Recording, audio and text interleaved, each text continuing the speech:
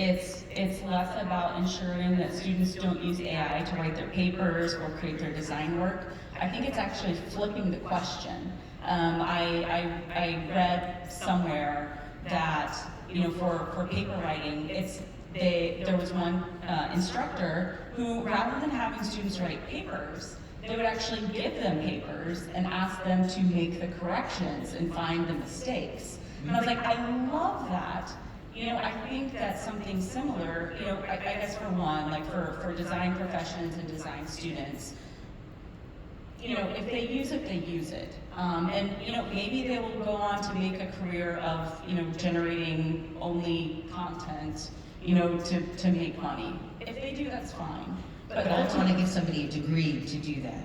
Exactly. And that's what I'm concerned about from an educational perspective. Exactly, and I think that's where some of the stuff that we talked about before, which is transparency and making it easy to understand, you know, 10% of this thing was used with generative AI, and I know a lot of universities are putting AI guidelines into place, but it's hard, and it's one of those things that we're still grappling with.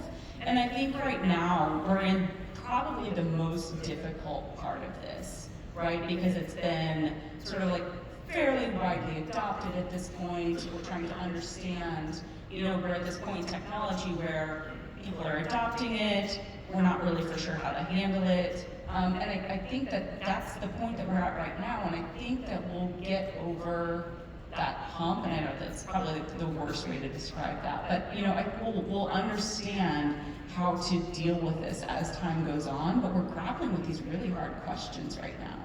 And I don't have the answers to all of them. Yeah, no, I know, and I don't know that anybody does yet, which is both terrifying and exciting.